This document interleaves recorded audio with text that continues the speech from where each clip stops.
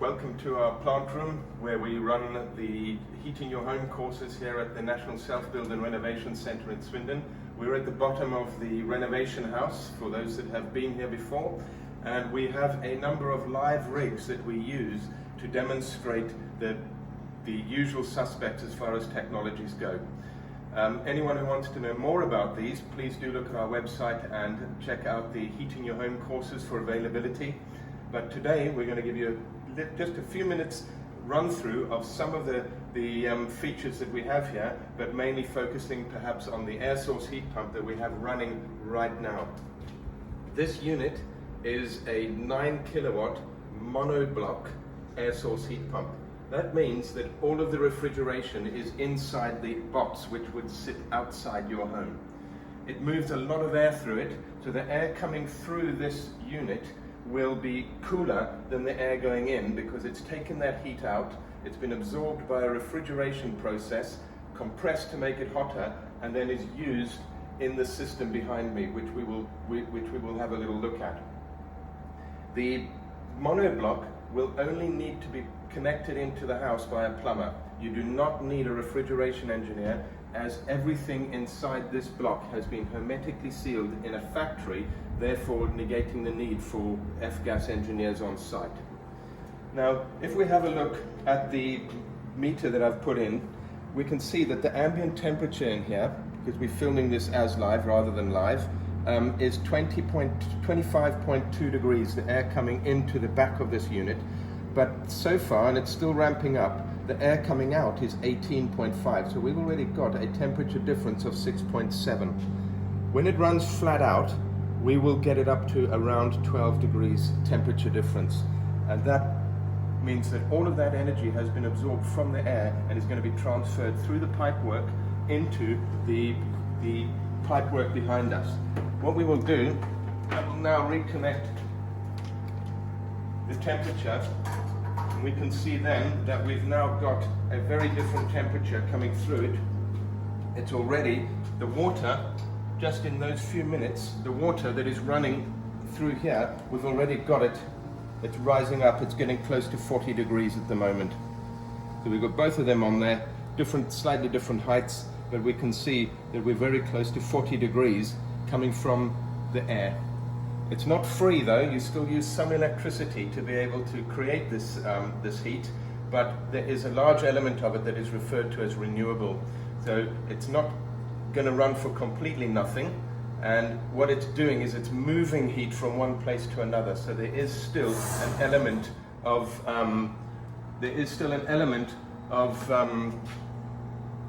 renewable in there as well, and there's also an element of electricity that gets used.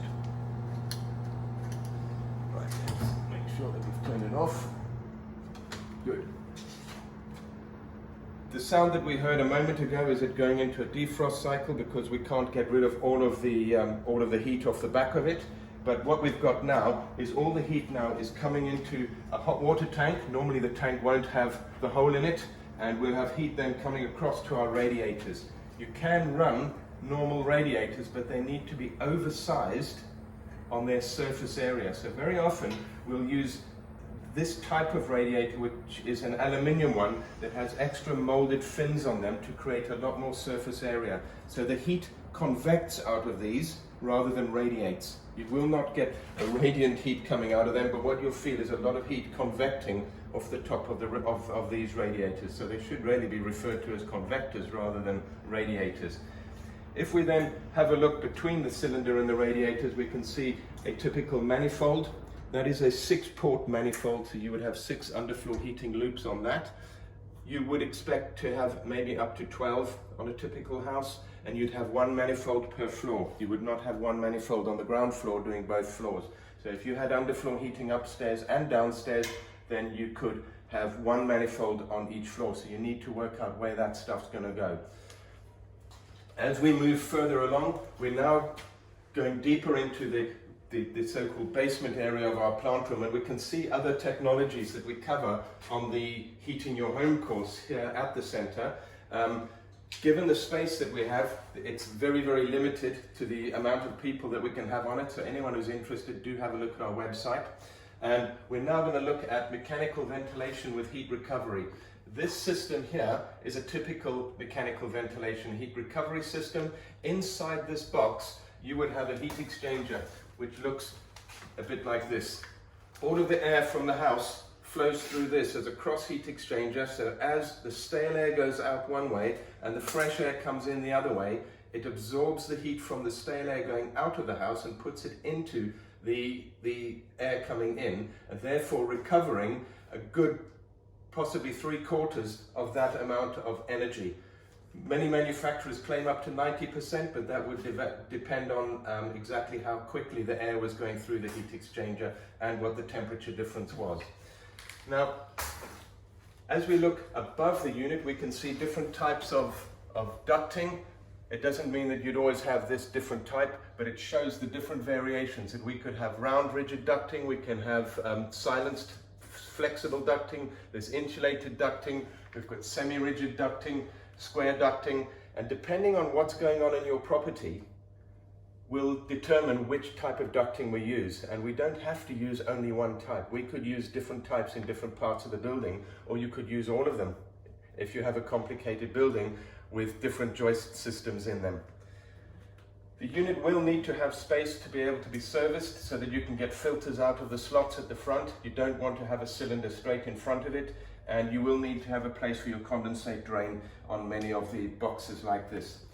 And we then settle down and have a look at the underfloor heating examples that we have, where we've got clip tracks, we've got it on top of insulation, and we can see the different types of pipework that get used. With this type of pipework, it actually has 2 layers of plastic and an aluminium layer as well. So when you bend it, it stays bent.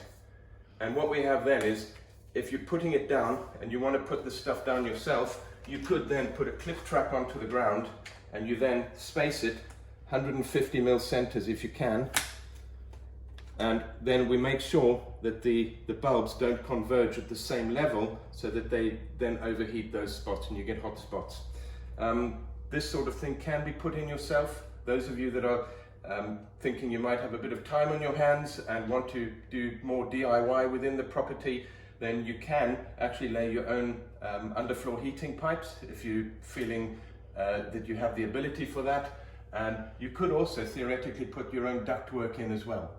But anyone who wants to know any more about that, then please do look at our website for the Heating Your Home course and get on there, because as I say, we have limited numbers on there, and it will be unfortunately on a first come first served basis at this time. And if you want to have any questions, then please do email in as well.